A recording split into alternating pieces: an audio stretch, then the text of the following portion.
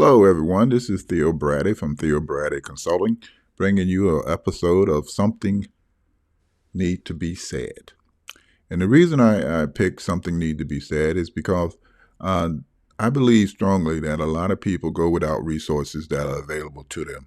And we unfortunately don't always use them. And there's a lot of great things that are happening from a lot of great people in Pennsylvania and throughout the country. So I want to have a forum where I can bring in some invited guests and have an opportunity for them to share what they know. All right. So my first guest is Michael Kiel. Michael Kiel. He is an author. He is an advocate. He is known for his wit and humor. He was born in a small town in Pennsylvania. He received his bachelor's degree in psychology and his master's degree in rehab counseling. And he has recently authored a book called Challenge the Moment. It's a real nice book. I had an opportunity to read it, and I'm very excited about it. And it's available at Amazon. So I want you all to make sure you run out and get a copy of it because I was very impressed with this book. And we will be talking about his book and some other stuff. So, Michael, welcome. Hi, Theo. How are you? I am good. I was just telling my listeners that I have read your book, and I want to tell you, I was very excited about it. Um, Well, one really surprised that when I was reading it, it took me a few days to read it, and I found myself laying in bed thinking about some of the things he said.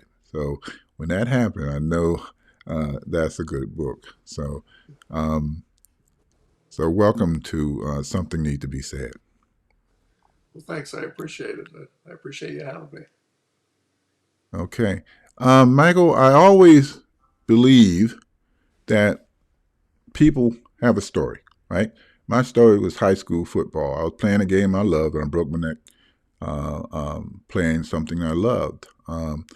We have these stories that pushes us into this life. And I wanted you to just take a moment and share your story. Not too much, but enough that people get an idea of what brought you, what pushed you into this life. Well, the short version is at 19, I got shot in, point blank, side of the neck. Paralyzed completely from about collarbone, shoulders down. As far as I can reach my chin, I can't move or feel below there. And I wanted to figure out a way to keep going and make a life, or I had to figure out a way to keep going and make a life. So everything got turned upside down one night, 4 o'clock in the morning. So that's probably about the nuts and bolts of the short version. No, I certainly don't want you to tell everything because I do want people to go out and get your book.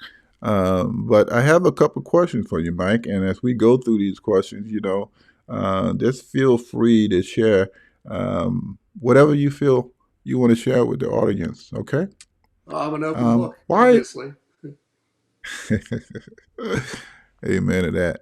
Hey, why the title? Why you pick the Well, title? that's actually pretty. It's a little funny story in and of itself.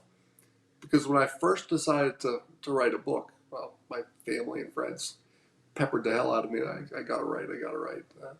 What I was originally going to do was just put a collection of short stories, like funny anecdotes, places I've been, things I've seen, places, things I've done, accomplishments, funny stories, silly lists, stupid things, just fun. And it was going to be called something like Chairman of the Board, BORED, and then in parentheses, and easily amused. But as I started writing it, um,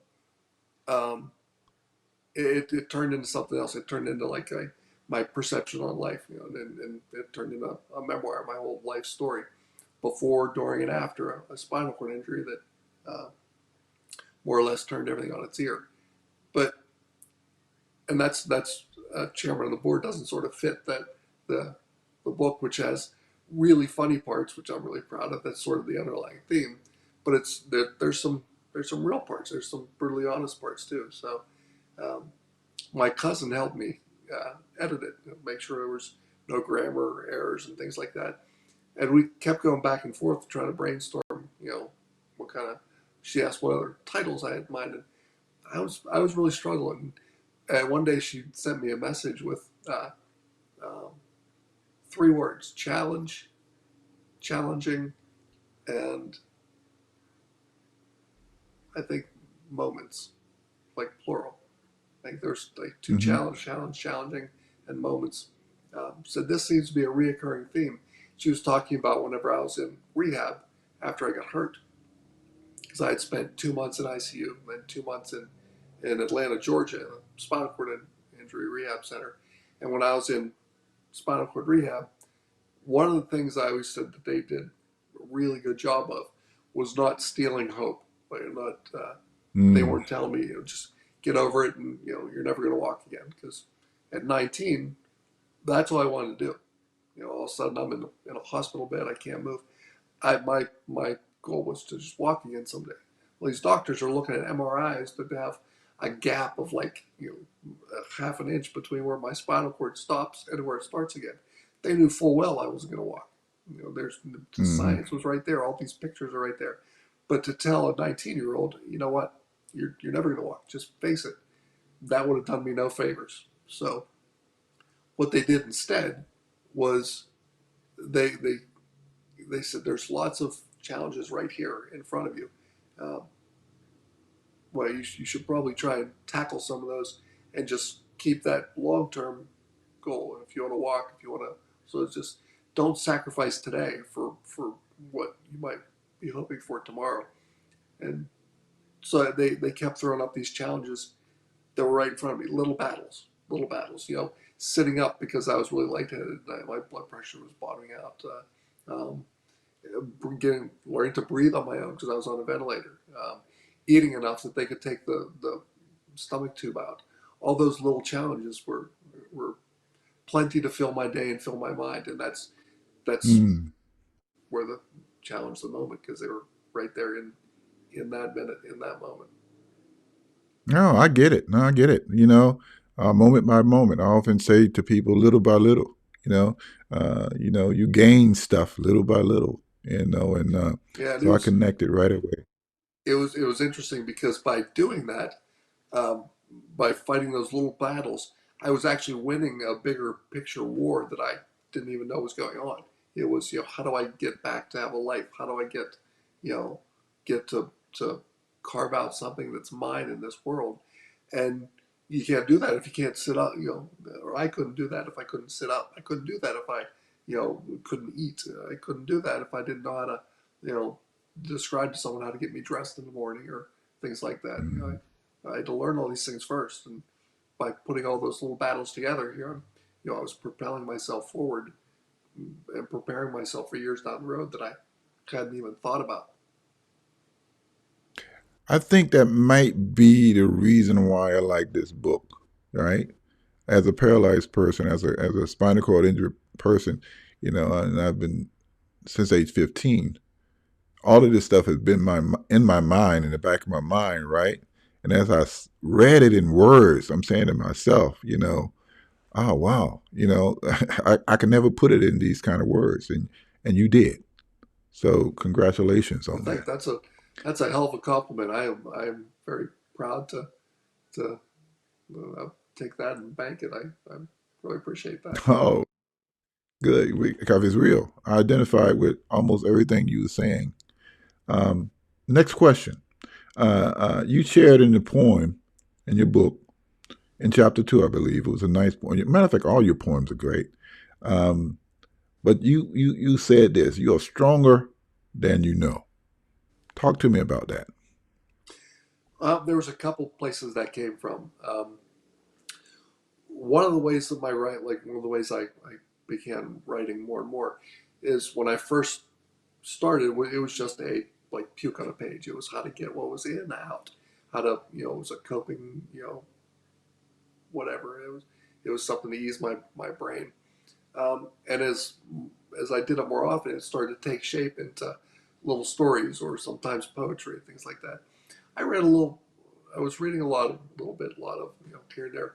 Marcus Aurelius, who was supposedly the last great emperor of Rome, but um, he had a book of meditations. It's just his thoughts on the world.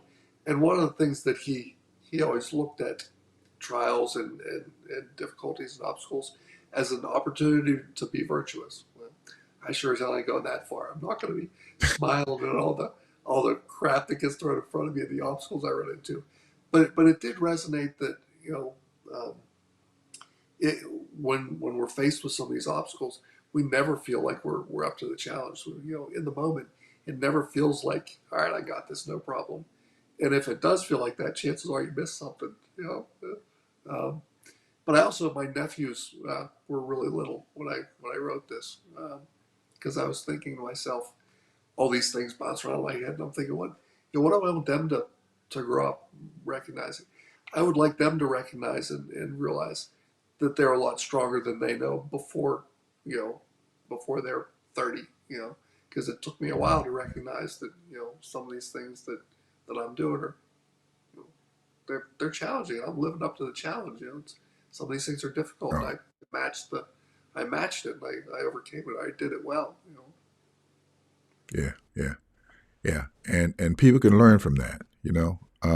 Again, Michael's book is Challenge the Moment. It's in Amazon bookstore. You can go to the website and make sure you get a copy. It's a great book. I'm not just saying that. It really is a great book.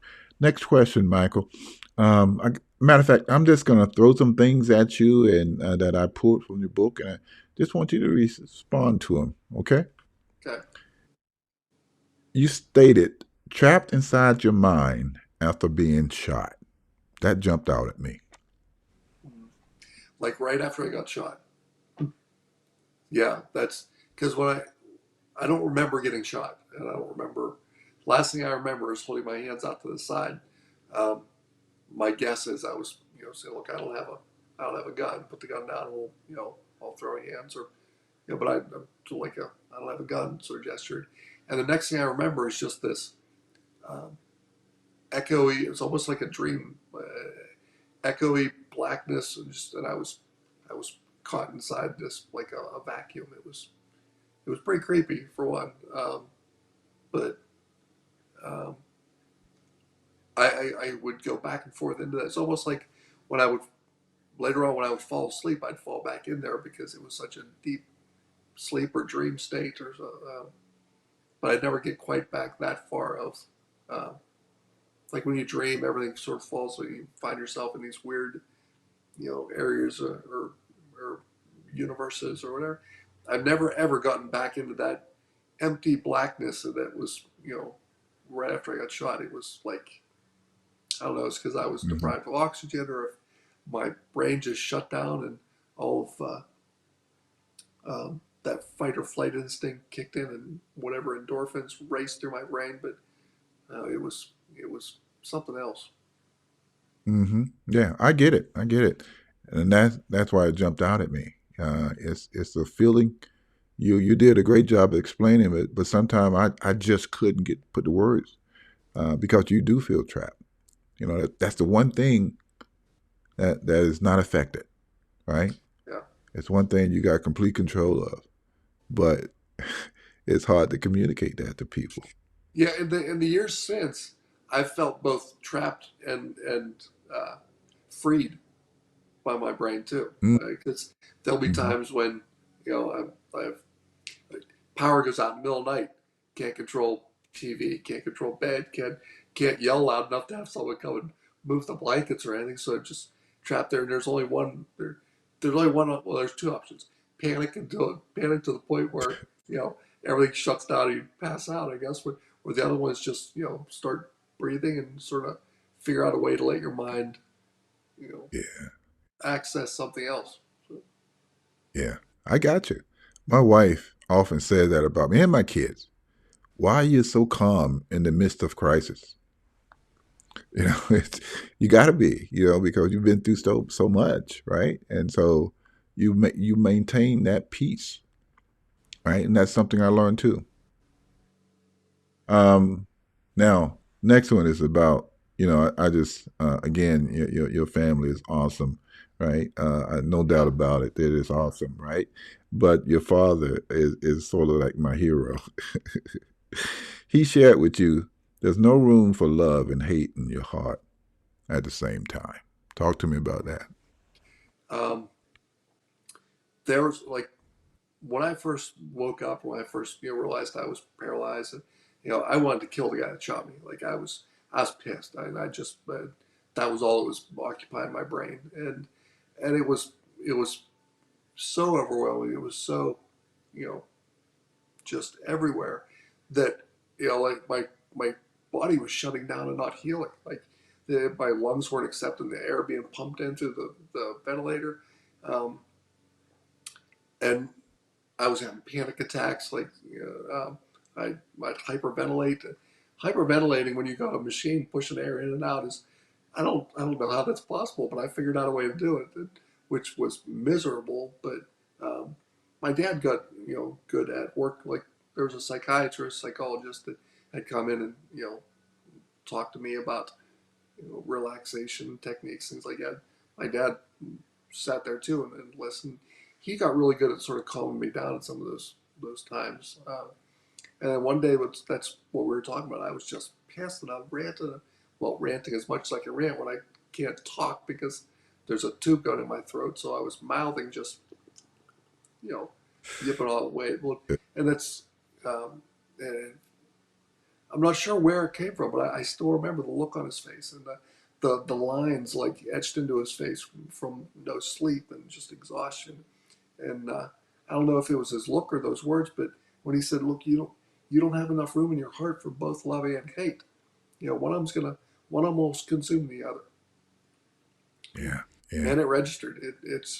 I wrote in the book that you know, we always often feel like I think everyone often has those experiences where it just feels like a huge weight off your shoulders. You feel free. This felt like something came from inside out. It was like it just evaporated, and it was like it was yeah. enlightening, I guess. Reading that, yeah, reading that was a powerful. I mean, it came across very powerful. Um, Again, he's my hero. Um, your turning point, Michael. You wrote the desire to start helping others around me. Yeah, You said that was your turning point. I think I think that was a real big turning point. Um, Not necessarily just to help other people, but recognizing um, that I wasn't the only one going through that. Laying there in a Hmm. hospital bed, paralyzed from the neck down. I can't breathe on my own. I'm not, I got a tube in my stomach that's feeding me, a tube up my nose, all this crap, and I'm miserable and I'm scared, and and I'm all this stuff. But then at one point when it finally clicked that, you know, there's my dad's the youngest of 10 kids. My mother's got five brothers and sisters.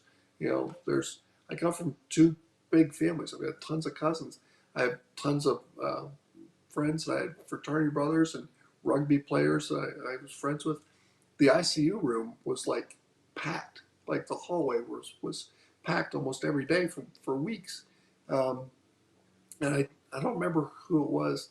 It might have been my Aunt Gigi or someone. Um, um, I think I may have asked someone I wrote about in the book that I saw them coming into the ICU room and fainting or just their reaction, and that's when it hit me that they're all going through this too. They're scared. They don't know what's going to happen. My girlfriend was what's gonna happen to them.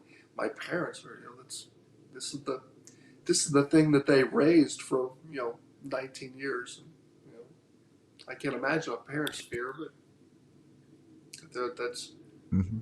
that was the dawning comprehension that uh, I wasn't the only one going through it. Did two things. It humbled me really, really quickly, but it also gave me something to do. It gave me okay now. Well, I'm not helpless.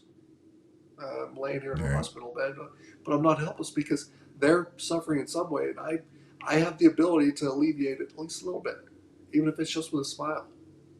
So, Powerful stuff, man. I'm telling you, readers, you really do need to get out there and get this book. It just got so many life changing moments in it. All right.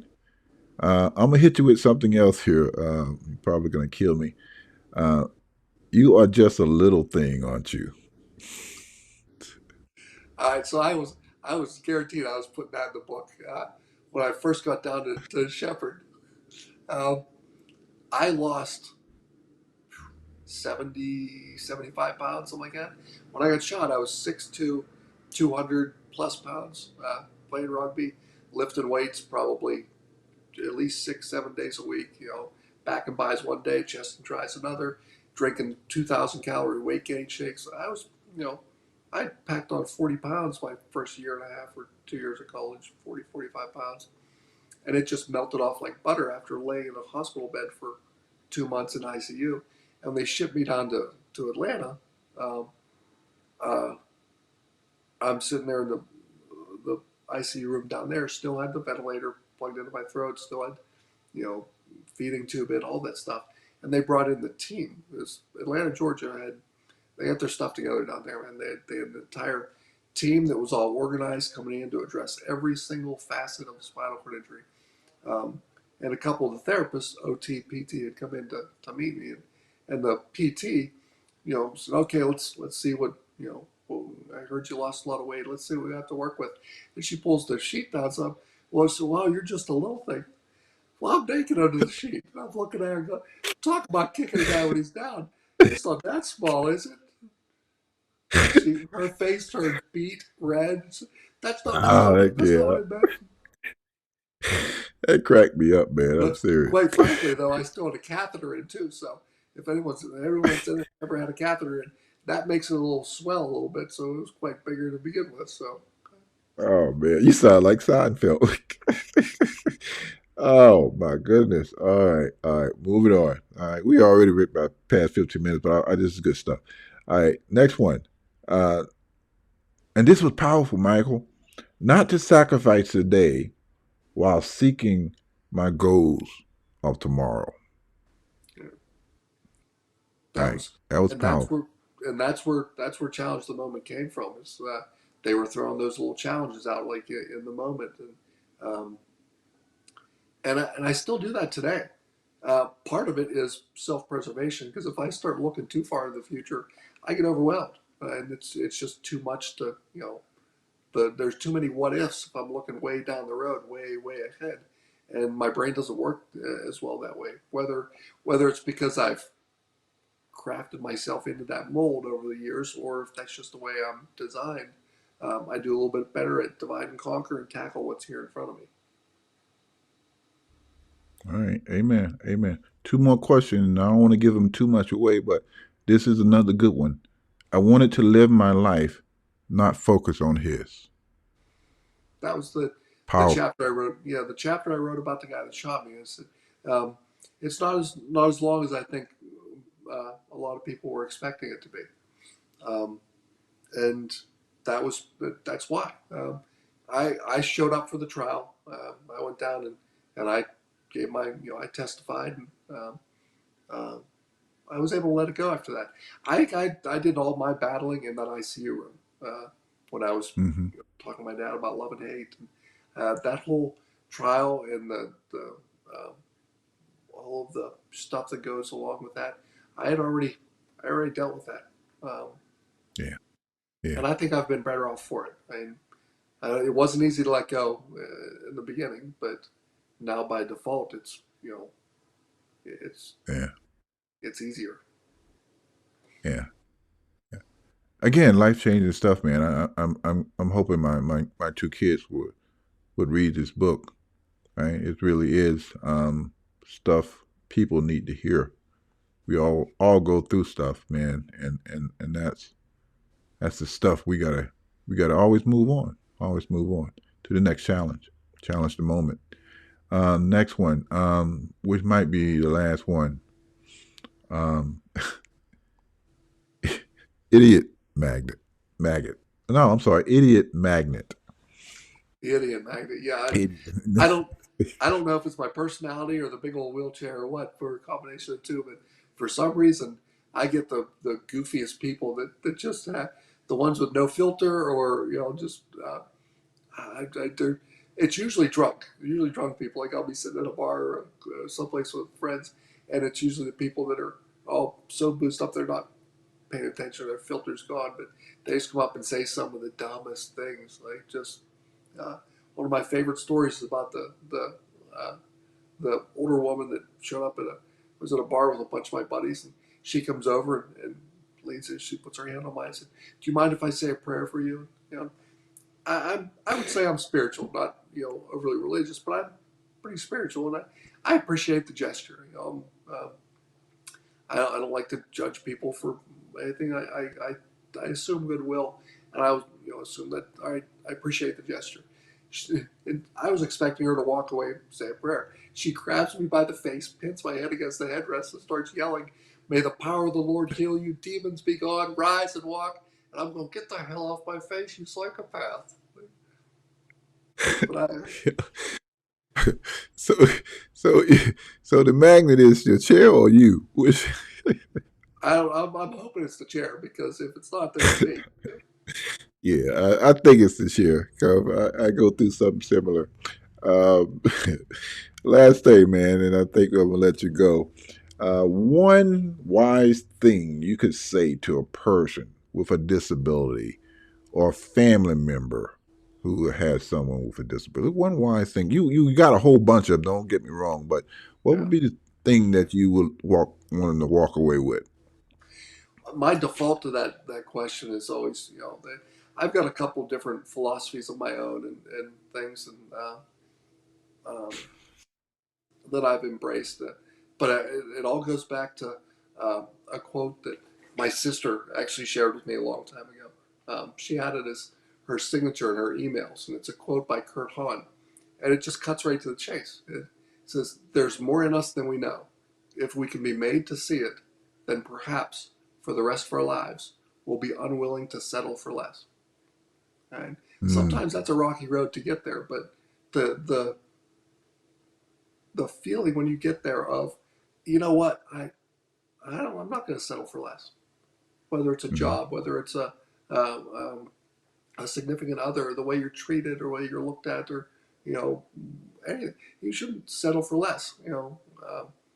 When I got quoted in a newspaper article, it was about a year or two ago, uh, because I was talking about, someone asked me what frustrates me, and I said when people lower the bar of expectation for people with disabilities. I said it drives me batshit crazy, and that was the first time I've ever been quoted as saying it drives me batshit crazy, but it does. I mean, shouldn't lower the bar for anyone, especially not mm. just because someone's sitting in a wheelchair. Yeah, But there's yeah, more in us than we all know, and I think if we expect more of ourselves, then we'll yeah, we'll we'll be pleasantly surprised with what we deliver. yeah, yeah. Don't lower the bar. You challenge people to rise up to that level. Yeah. Yeah, yeah. I love that. Thank you, man. That is awesome. Again, everyone, you all need to get out and get this book, right? Challenge the Moment by Mike Kiel, or should I say Kiel Michael. It is a wonderful book. Please don't hesitate to get out there and get it. You can contact Michael. This is his contact information. He's a lecturer. He's doing it all the time. He probably busier than I am, and if you know me, I'm pretty busy. So again, Michael, thank you. Well, This was a thanks wonderful for having me, interview. Theo. This is fun. And thanks for all the kind words Yeah, about yeah. the. No, it's a great book. I'm not just saying that because I'm interviewing you. It's a great book. I really encourage. I want to get my family to read it, and anybody out there get it. We touched upon probably 10% of the great stuff that's in it. It will benefit you for the better. Again, thank you, Michael. Appreciate you, Hey, man. thanks, Theo. Good talking to you. Yep. Bye bye.